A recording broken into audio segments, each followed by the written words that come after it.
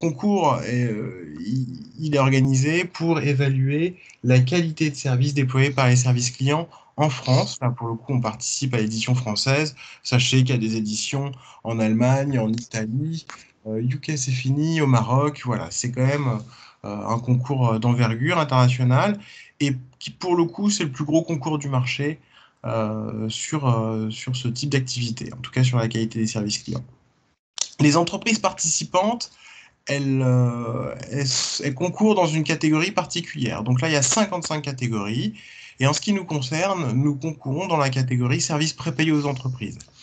Ce qu'il faut savoir, c'est que dans cette catégorie services prépayés aux entreprises, on est globalement face à nos concurrents directs. D'accord? Vraiment sur le marché des titres restaurants, des titres cadeaux, etc. Donc c'est vraiment, on le sait que c'est vraiment nos concurrents directs qui participent également à cette catégorie-là.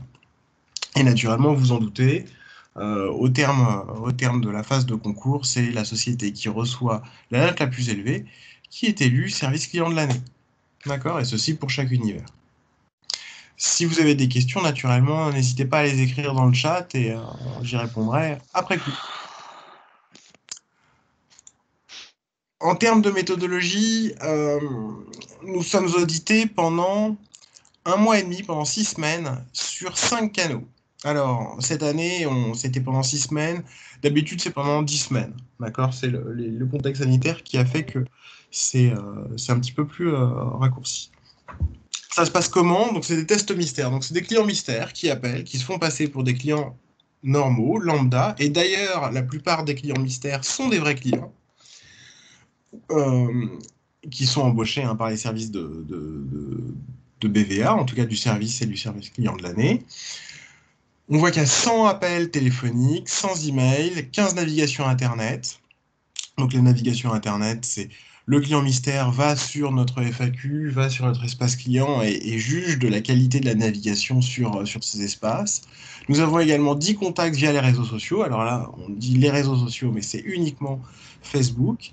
Et 10 conversations par chat. Ce qui est important de savoir, ce qui est important de noter, c'est que pour chaque critère, pour chaque canal, pardon, il y a une quinzaine de critères qui sont audités et qui sont, du coup, vous en doutez, pas forcément les mêmes. Donc ça veut dire que la complexité du dispositif et la complexité de satisfaire aux critères de qualité qui nous sont imposés par le service et du service client de l'année vient qu'on doit maîtriser chacun des 15 critères pour chacun de ces 6 canaux. Alors je dis 6, mais en vérité, nous, cette année, on n'a pas proposé le canal chat, ce qui nous a occasionné un petit malus, mais pas suffisant pour nous faire perdre le concours, et vous le verrez. Donc voilà, j'insiste vraiment sur cette complexité au niveau des critères. Il y a 15 critères qui sont différents pour chaque canal, et finalement, ça nécessite d'avoir vraiment une expertise sur chacun de ces canaux-là. Alors, je l'ai dit en introduction, ça nous a occupé quand même pas mal de temps ce concours, parce qu'il faut quand même le préparer.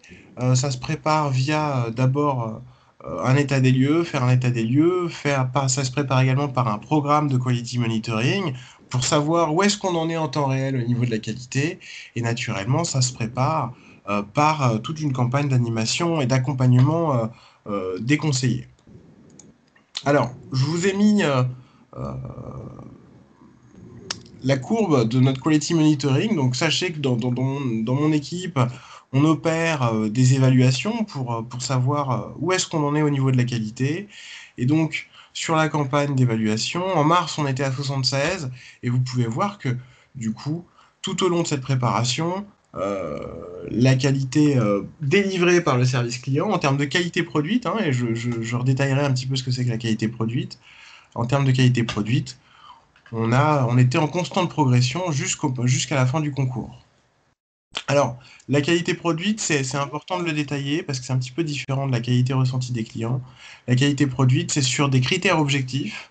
Est-ce que, définis par la direction d'ailleurs, est-ce que le conseiller ou n'importe qui d'autre, lors de son contact avec le client ou le bénéficiaire, a satisfait, a répondu aux critères de qualité de ces objectifs-là. Donc, est-ce qu'il a opéré un bon accueil?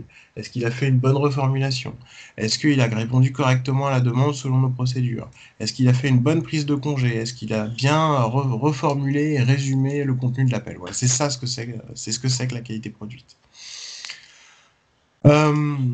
Donc, ce fameux quality monitoring, donc on peut voir l'évolution assez positive de la qualité produite par le CRC. Et pour le coup, je vous l'ai quand même remis. On a opéré à partir de mars 1800 évaluations, d'accord, pour avoir vraiment une vue assez fine de l'état de la qualité. Donc, ouais, c'est monté crescendo avec, en septembre, au moment du concours, un pic de 760 évaluations.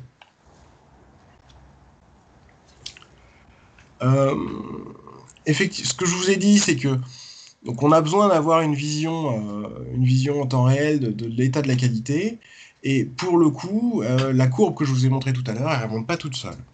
Elle remonte pas toute seule, elle est remontée parce que on a opéré quand même un accompagnement assez poussé auprès des conseillers.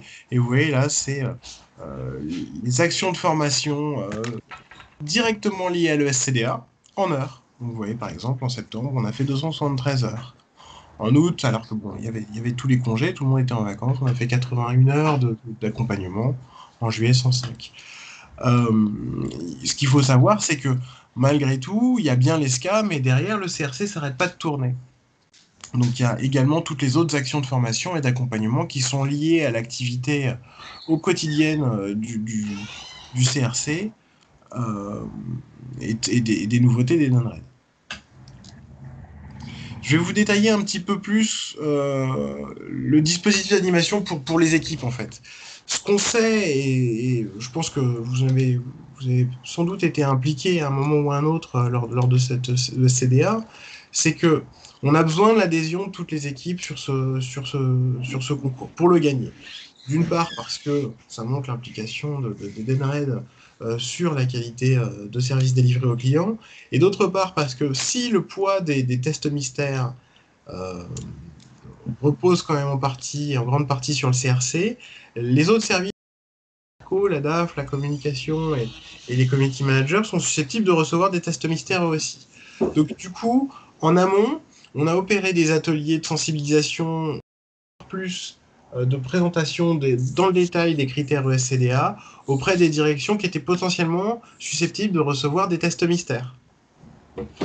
Donc ça, c'était important aussi pour montrer à tout le monde les enjeux de ce concours et montrer que, naturellement, ils allaient pouvoir recevoir des tests mystères. Il y a eu également une communication à l'échelle d'Edenred France, donc merci Olive de ton concours et de ta participation là-dessus. Vous l'avez sûrement vu, on a utilisé les écrans internes, on a fait des interviews, on a fait une newsletter SCDA qui a été déployée chaque semaine auprès de vos services pour vous tenir au courant de l'actualité liée à l'ESCDA. Donc voilà, j'espère que tout cela vous a plu et vous a permis d'avoir un peu plus de visibilité sur cette période importante pour le CRC en particulier et Edenred France en général. On a fait naturellement tout un programme de coaching individualisé qui allait de la double écoute au débriefing, à l'atelier lié à l'un des critères des 80 ou 90 critères à prendre en charge. Donc voilà, il y a eu plein d'ateliers qui ont été opérés par l'équipe formation qualité pour justement que les conseillers puissent répondre au mieux et au plus proche de la qualité voulue par, d'une part, Edenred et d'autre part, les services d'élus services clients de l'année. Puisque finalement, en termes de qualité produite, c'est pas si différent.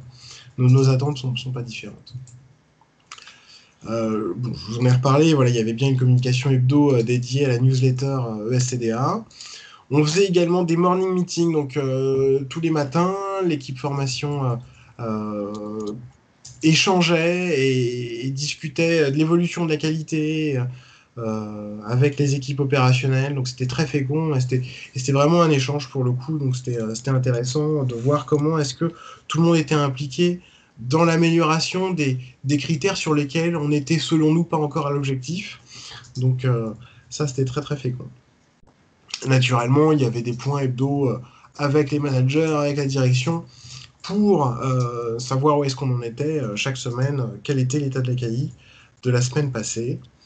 Je voudrais également remercier l'équipe digitale avec qui on a travaillé en excellente collaboration pour revoir l'intégralité de notre espace client et s'assurer que les informations qui se trouvaient dans les FAQ des espaces clients et de MyEdenred étaient correctes et correspondaient bien au discours déployé par les conseillers et inversement. Ceci pour assurer une qualité de réponse optimale puisque le client mystère se basait sur ce qui était écrit dans ces FAQ de l'espace client et de MyEdenred.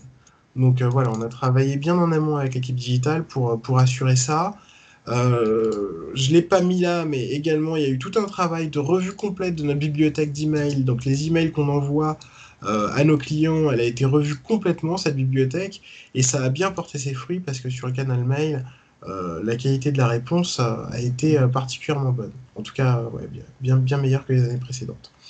Et naturellement, on s'est peut-être rencontrés, il y a eu des points de rencontre avec les directions tierces, que ce soit le CRC, la DIRCO, la DAF, des points d'échange pour assurer une information continue autour de l'ESCDA et de ses résultats. Quelques petites photos, naturellement, pour vous montrer les animations qu'on a pu faire. Donc, je vous ai parlé des écrans internes où il y a eu un countdown et puis d'autres informations ont été relayées sur les écrans internes. Lui, vous le connaissez peut-être, Escaboy. Alors voilà, Escaboy était passé dans les bureaux et dans les couloirs pour vous sensibiliser et sur le SCDA. Donc, c'était sympa en tout cas. C'était assez rigolo.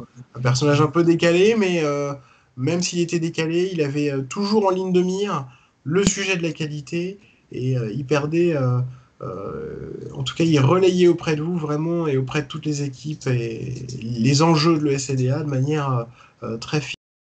C'était chouette. Voilà, on a fait des vidéos avec Ludovic et Julien que vous avez pu voir soit par email, soit sur les écrans internes. Donc merci à Julien d'avoir participé.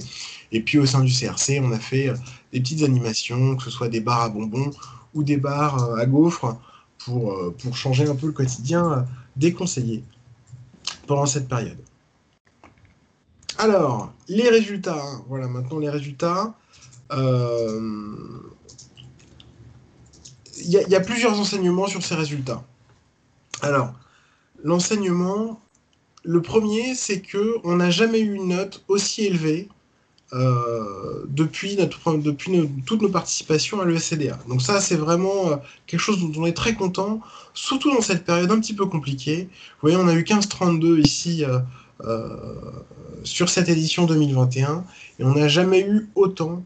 Donc ça, c'est vraiment un grand motif de satisfaction, que ce soit pour le CRC et pour Edenred France au global, puisque, comme je vous l'ai dit tout à l'heure, il est possible que les autres services aient eu affaire à des clients mystères. Donc ça, c'est vraiment le premier motif de satisfaction qui est très intéressant pour nous. C'est notre meilleur résultat depuis 2014, c'est-à-dire depuis que nous participons au concours élu service client de l'année. Alors ici il y a une coquille, c'est pas 15-23, c'est 15-32 comme ici, notre résultat, c'est pas 15-23, je me suis trompé. L'autre enseignement, c'est qu'on a distancé la concurrence. Je vous en ai parlé au tout début. On sait qu'on est face à notre concurrence directe sur ce concours-là, puisque c'est un concours qui est vraiment lié au titre restaurant et au chèque cadeau. Donc on est vraiment face à notre concurrence et on voit qu'on les a complètement distancés sur cette édition-là. Là où on est à 15-23, le premier concurrent est à 12-1, le deuxième est à 11-5. Donc ça, c'est aussi un autre motif de satisfaction, puisque, et ça, c'est quelque chose qui me tient à cœur finalement, le concours élu service client, c'est à envisager comme un stress test. Et du coup, là où en cette période un peu compliquée, Les concurrents, eux, n'ont pas su délivrer une qualité de service de qualité. Nous, on a su le faire. Et donc, ça prouve bien la robustesse, d'une part, de notre service client, et d'autre part, ça prouve bien la qualité de la relation qu'on peut avoir avec nos clients et bénéficiaires. Donc ça, vraiment, c'est quelque chose dont on n'est pas peu fier. Et on est très content sur ce sujet-là. Un autre point sur lequel on est content, c'est que globalement, l'écart type entre tous les canaux est assez faible. Vous voyez finalement ici l'écart entre la note la moins bonne qui est 15,29 sur les emails et 16,96 sur les réseaux sociaux. Et du coup, merci à Chloé, Samira, à l'équipe de l'ENAIC pour avoir pris en charge toutes ces demandes de cette manière-là parce que la note est excellente. Vous voyez qu'ici, donc l'écart, il est assez faible. Et ça aussi, c'est un motif de satisfaction. Comme je vous l'ai dit, il y a 15 critères par canal.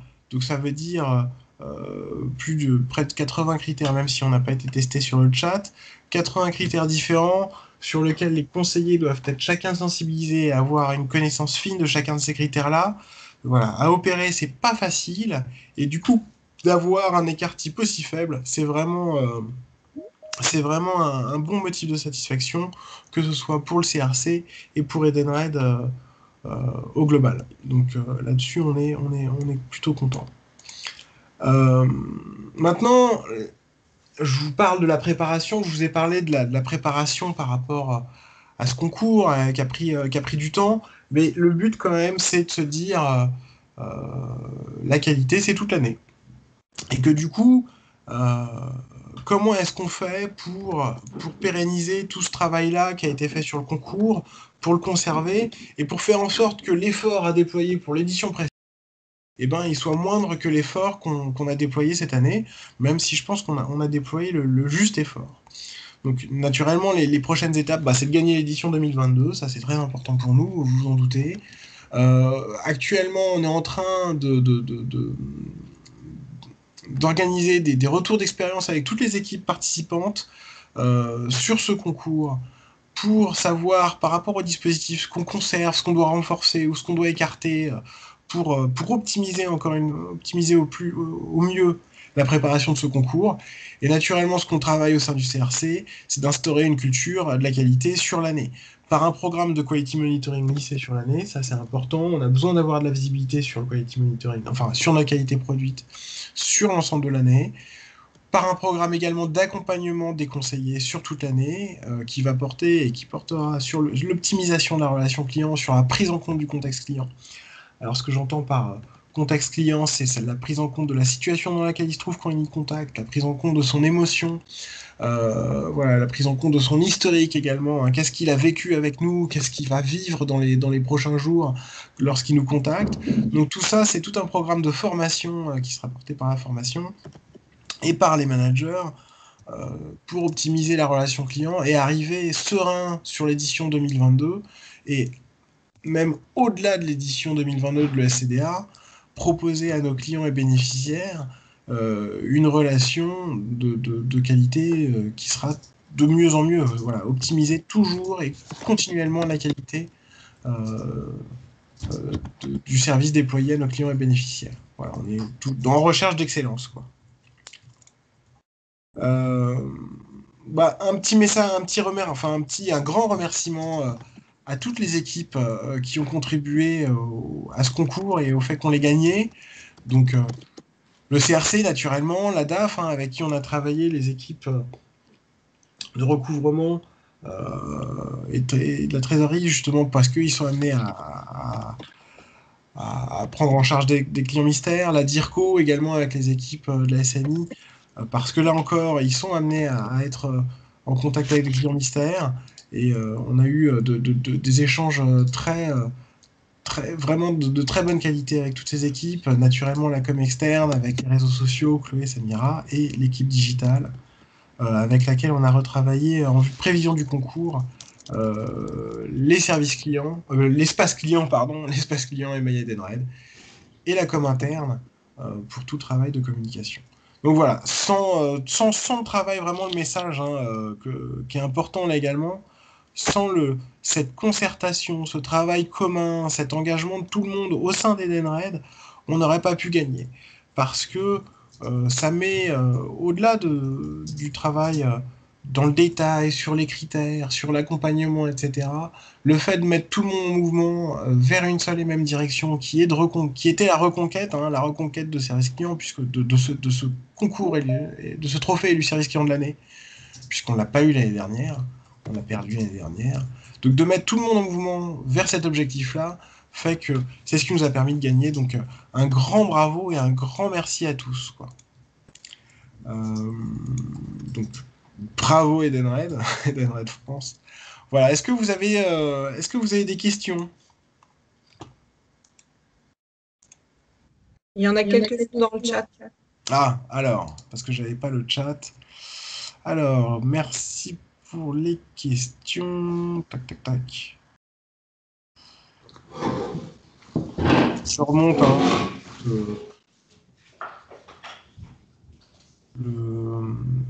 Comment dire, le chat, excusez-moi, ça prend. Alors, Marine, peut-on avoir des précisions concernant nos concurrents? Tous présents, les nouveaux acteurs également, merci par avance. Alors non, on ne peut pas le savoir. On ne peut pas le savoir parce que ils ne communiquent, c'est confidentiel, ils ne communiquent que le nom du vainqueur.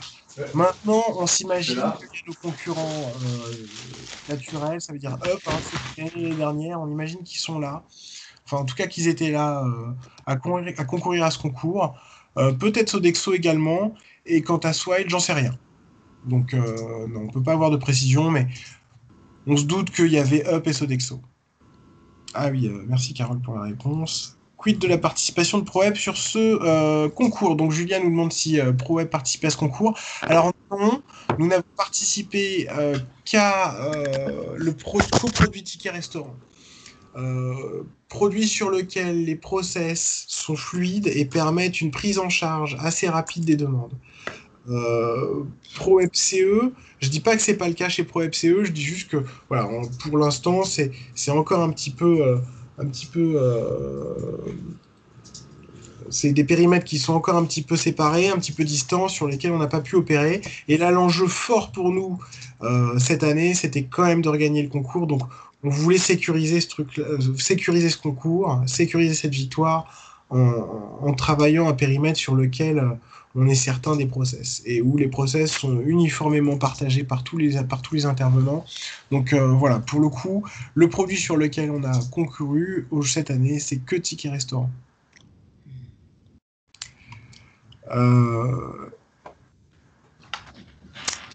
Olive, question d'Olive. Qu'est-ce qui fait la différence cette année par rapport aux années précédentes et qu'est-ce qui fait que c'est notre plus belle victoire? Alors, c'est notre plus belle victoire pour plein de raisons. D'abord, parce que on l'a perdu l'année dernière. On l'a perdu l'année dernière et finalement, il fallait le voir comme une opportunité de se remettre en question. Remettre en question notre préparation, la manière dont on aborde ce concours, l'engagement des gens sur le concours. Donc ça, c'est un travail qu'on a fait tous ensemble, d'une part au sein du CRC et d'autre part en impliquant également les autres directions. Donc voilà, c'est une belle victoire parce que on a été la chercher et voilà. Une autre raison pour laquelle c'est une belle victoire, et je vous en ai parlé tout à l'heure, c'est que on est dans un contexte difficile, ne serait-ce que pour la bonne tenue des opérations hein, au CRC. Je vous rappelle que on a eu quand même plein d'événements un peu particuliers, que ce soit le piratage informatique, que ce soit les grèves de transport, que ce soit la crise sanitaire. Tout ça, c'était des éléments qui étaient susceptibles quand même de désorganiser nos opérations, en tout cas les opérations du CRC. Et ça n'a pas été le cas, et ce que je vous ai dit tout à l'heure, là où nous, on a su prouver notre robustesse, en tout cas Edenred a su prouver sa robustesse, les concurrents, eux, n'ont pas su le faire. Et c'est pour ça que voilà, c'est vraiment une grande satisfaction et une grande fierté pour l'ensemble des équipes Edenred France. Merci Cyril et Jules pour les petits messages d'encouragement. Aurélie qui me demandait les produits sur lesquels le CDA sur lesquels on a obtenu le SCDA. Je viens d'y répondre, donc c'est que TR. Merci Audrey d'ailleurs. Olive me demande, est-ce que le SCDA était gagné dès le départ? Non. Non, ESCDA n'était pas gagné dès le départ. Certainement pas. C'est ce que je vous ai dit. D'une part, du fait de la complexité des différents critères. Je vous ai montré la courbe de la qualité qu'on observait lors de notre quality monitoring. Vous voyez qu'on est parti d'un niveau pas bas, mais qui, à mon sens, ne nous permettait pas de gagner le concours. Donc, non, et en plus de ça, en termes d'état d'esprit, on se mettait dans l'état d'esprit de challenger. Hein, on l'a perdu l'année dernière, donc il fallait aller le chercher avec humilité, avec réalisme. Voilà, c'est ce qu'on a fait. Donc non, c'était pas gagné dès le départ. Donc on en est d'autant plus content. Et puis, je veux dire, on partait sur le principe que les concurrents avaient aussi faim que nous pour gagner ce concours, et c'est un concours, donc l'objectif était d'être tout simplement le meilleur. Sylvia qui nous demande s'il est prévu à l'avenir d'intégrer le service Make Club. Je peux pas te répondre pour le moment, j'en sais rien. C'est une discussion qu'on peut avoir, qu'il faut que les directions respectives aient en commun. Si c'est le cas, naturellement, on vous tiendra au courant. Mélanie qui me demande s'il est prévu d'élargir le périmètre de ce concours aux autres solutions dans les années à venir. Là encore, il faut qu'on en discute. Effectivement, on aimerait, je pense qu'on aimerait tous que ce concours soit pour tous nos produits. Vraiment, je pense que ça reste un objectif sur le long terme. À se dire, est-ce qu'on l'opère dès l'année prochaine? Je peux pas te répondre. Là encore, c'est des discussions qu'il faut qu'on ait tous ensemble. On vous préviendra. Virginie qui un grand bravo à l'équipe formation qualité du CRC. Merci beaucoup. Effectivement, il y a eu beaucoup d'énergie déployée par l'équipe. Encore une fois, à bon escient, beaucoup d'implication. Donc ouais, je m'associe à ton bravo et à ton merci pour remercier l'équipe formation qualité Virginie. Cyril qui demandait TR et KS. Voilà, on y a tous répondu. Voilà, est-ce que vous avez d'autres questions? Merci pour vos questions du reste, merci beaucoup. Est-ce que vous avez d'autres questions ou d'autres remarques ou voilà par rapport à cette présentation?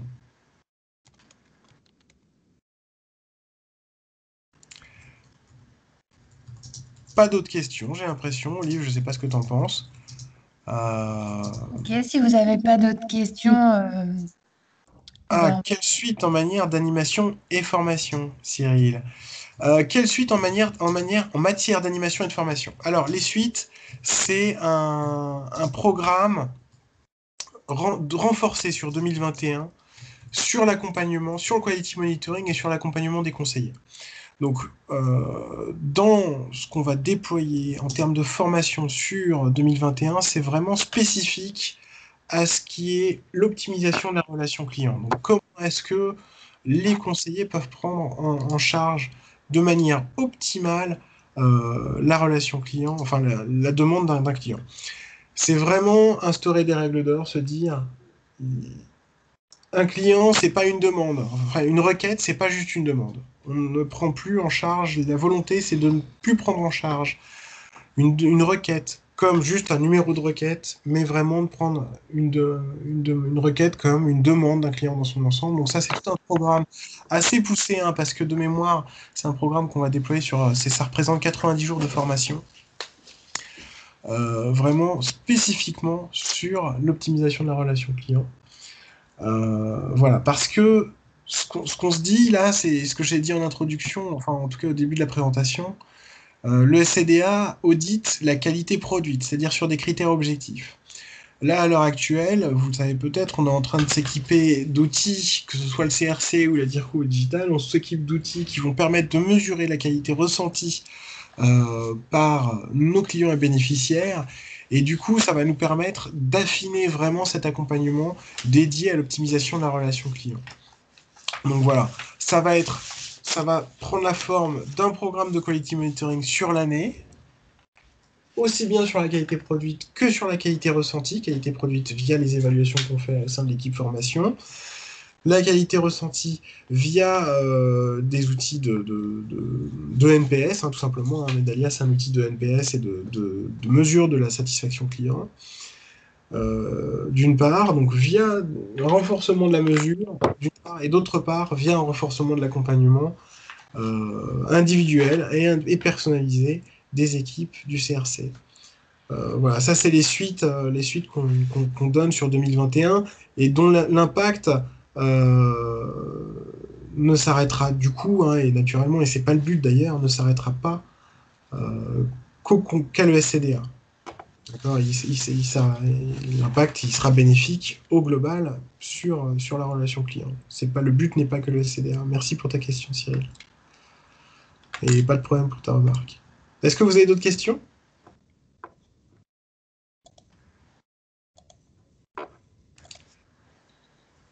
Eh bien, pas d'autres questions, j'ai l'impression. Merci à vous pour votre participation. Merci à vous d'être venus. Merci pour vos questions. C'était un sujet important pour nous tous. Vraiment, encore une fois, bravo à tous pour ce concours. Vraiment, ça a été une très très belle victoire pour nous. On la savoure grandement cette victoire et j'espère qu'elle a la même saveur pour vous également. Voilà. Et encore une fois, merci de votre participation. Merci à tous pour votre participation. Merci beaucoup Arthur pour ton intervention. De rien. Je vais vous souhaiter à tous une belle journée et une bonne semaine. À très bientôt pour un prochain Eden Café. Merci Olive.